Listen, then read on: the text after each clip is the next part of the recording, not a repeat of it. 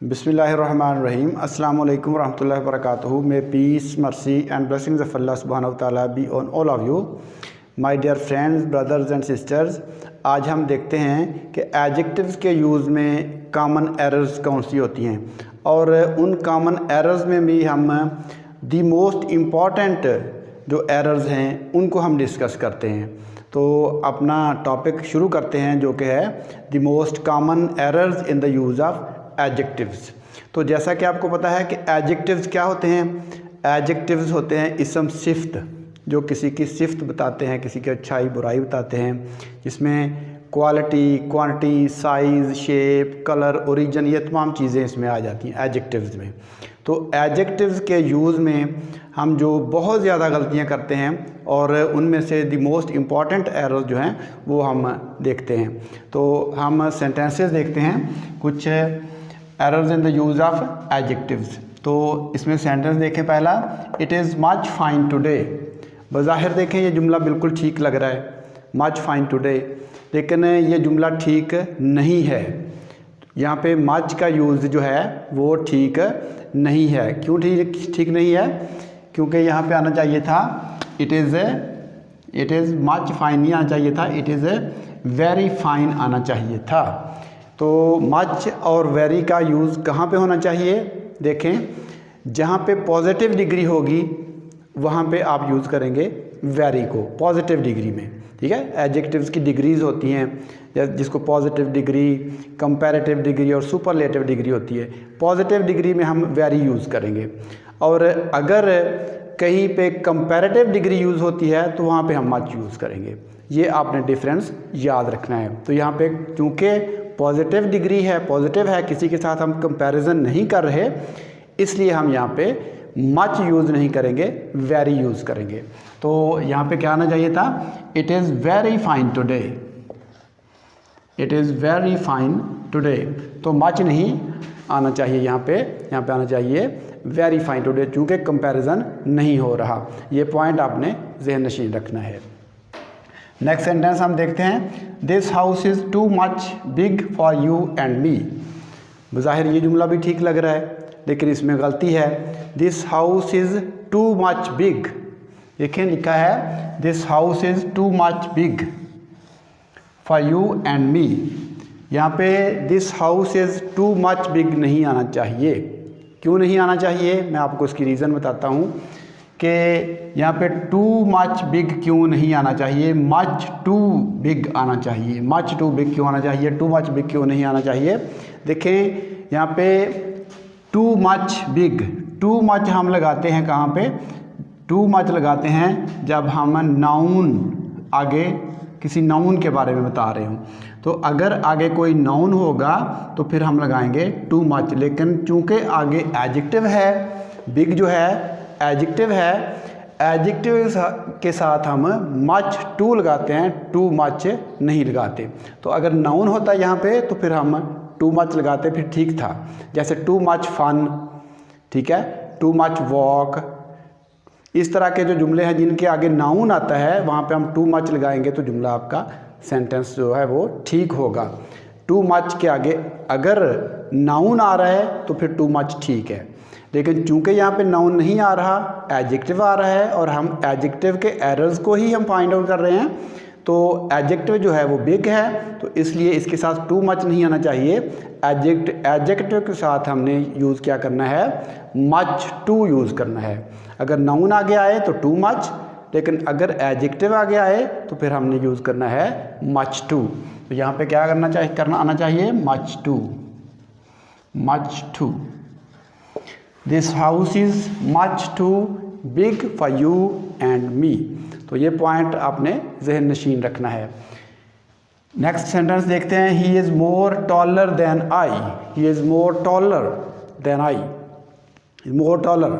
अब देखें यहाँ पे अक्सर ये गलती होती है कि मोर भी लगा हुआ है और टॉलर भी लगा हुआ है। कंपैरेटिव डिग्री, मोर कंपैरेटिव डिग्री के लिए यूज़ होता है और टॉलर भी कंपैरेटिव डिग्री के लिए यूज़ होता है। हम कंपैरेटिव डिग्री के लिए दो वर्ड्स यूज़ नहीं कर सकते, या मोर हम यहाँ पे चूँकि ये कंपैरेटिव डिग्री के लिए टॉलर लगा हुआ है, ER लगा के कंपैरेटिव डिग्री बनी हुई है, इसलिए हम मोर इसके साथ यूज़ नहीं करते।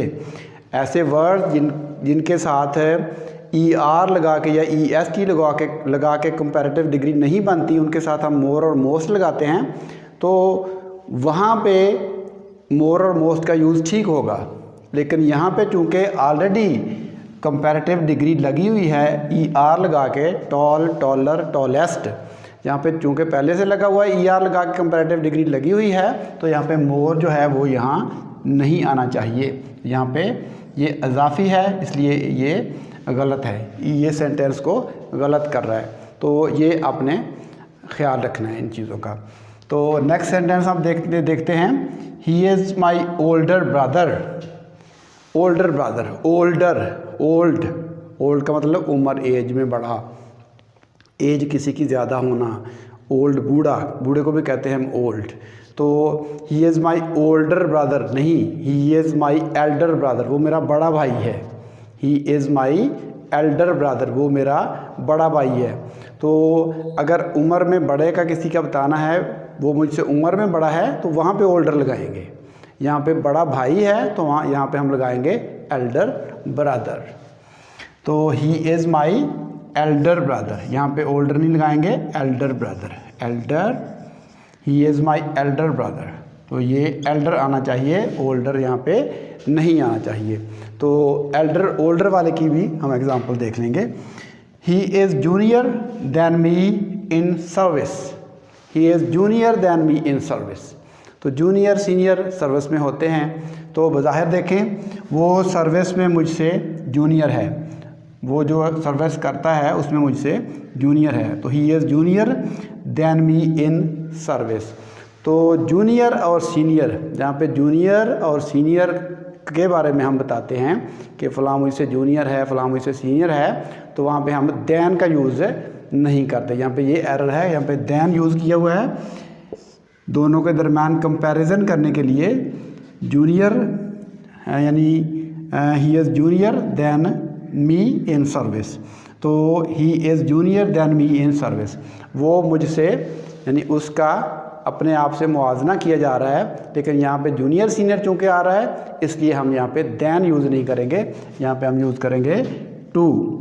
ही is junior to me in service.